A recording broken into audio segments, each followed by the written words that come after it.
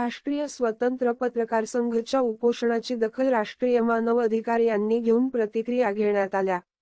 संग्रामपूर तालुक्यातील अवैध धंदे बंद करण्यासाठी राष्ट्रीय स्वतंत्र पत्रकार संघ नवी दिल्लीचे तालुकाध्यक्ष शेख कदीर भाई हे तामगाव पोलीस स्टेशन समोर आमरण उपोषणाला मागील 4 जुलै पासून बसलेले असून राष्ट्रीय मानवाधिकार आयोग बुलढाणा इथून आज दिनांक 5 जुलै 2024 रोजी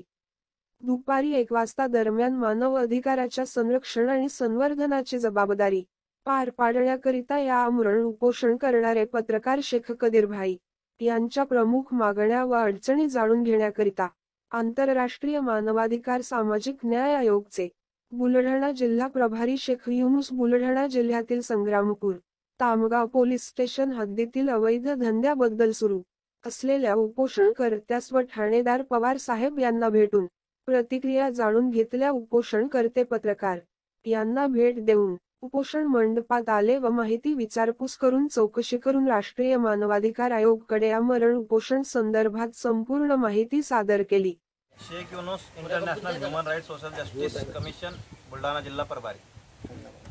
आज बुलढाणा जिल्ह्यातील संग्रामपूर येथे अवैध धंद्याकरिता उपोषणास बसलेले शेख कदीर पत्रकार आणि युवा स्वाभिमानी पार्टीचे रवी भाऊ सोळंके यांची काय मागण्या आहेत हे international human rights social justice commission तर्फे जाणण्याकरिता इथं आलेलो आहोत। त्यांची काय प्रतिक्रिया आहे त्यांनी मागील 20 जून रोजी तामगाव पोलीस स्टेशनचे ठाणेदार API राजेंद्र पवार साहेबांना मी निवेदन दिलं होतं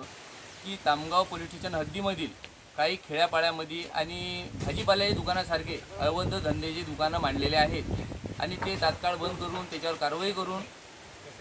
अन्यथा मी 4 जुलै रोजी उपोषणाला बसेल तामगाव पोलीस स्टेशन समोर। परंतु 13 दिवसाच्या कालावधीनंतर एकही कारवाई झालेली नाही किंवा मला बोलवण्यात आलेले नाही की आम्ही कारवाई केल्या, इथपर्यंत यावं आणि तुम्ही उपोषण बसू नका किंवा करा की काही असं काही रिप्लाय भेटला नाही। मी 4 जुलै रोजीपासून तामगाव पोलीस स्टेशन समोर